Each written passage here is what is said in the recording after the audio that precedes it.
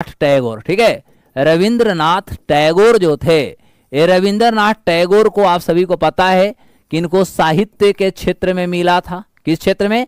Asia का पहला, मैं आपको बता दूं, एशिया का पहला नोबेल पुरस्कार प्राप्त करने वाले थे और इन्हें 1913 ईस्वी में मिला था और इनका था गीतांजलि के नाम सुना होगा, गीतांजलि। तो गीतांजलि जो था इनका एक कह सकते हैं साहित्य रहा था और इसलिए मैं इनके क्षेत्र की यदि बात करें तो साहित्य है और एशिया का पहले नोबेल विजेता रहे। याद रखेंगे,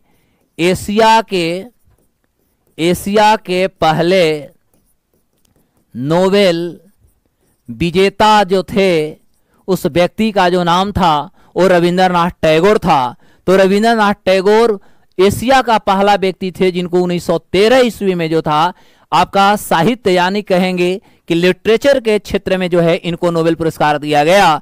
दूसरा नाम भारत से लेते हैं हम लोग सीवी रमन का। तो आप सभी को पता है कि सीवी रमन इफेक्ट तो पढ़ा ही होगा। तो सीवी रमन जी जो थे इनको 1930 में इनको फिजिक्स के क्षेत्र में यानी 1930 में इनको सिविक्स का यदि देखा जाए यानी भौतिकी का क्षेत्र यदि देखा जाए तो भौतिकी के क्षेत्र में इनको दिया गया था और यह था रमन प्रभाव की खोज। क्या नाम था साहब?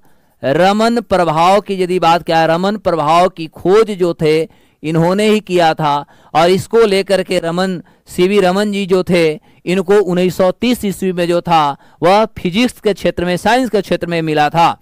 उसके बाद देखेंगे तो मदर टेरेसा की बात करेंगे। तो मदर टेरेसा की बात यदि करेंगे तो सामाजिक क्षेत्र इनका रहेगा। तो ओवरऑल हम कह सकते हैं कि शांति कहीं ना कहीं स्थापित करने की बात हो रही थी और मदर टेरेसा के द्वारा पहली बार शांति के क्षेत्र देखा जाए तो 1979 ईस्वी में इनको दिया गया और इनका जो क्षेत्र रहा मुख्य रूप से यदि देखा जाए तो मानवता सेवा या मानव की सेवा कह सकते हैं। मानवता की सेवा जो होती है, ये मानवता की सेवा को लेकर के इनको यह अवार्ड दिया गया, नोबेल पुरस्कार दिया गया था।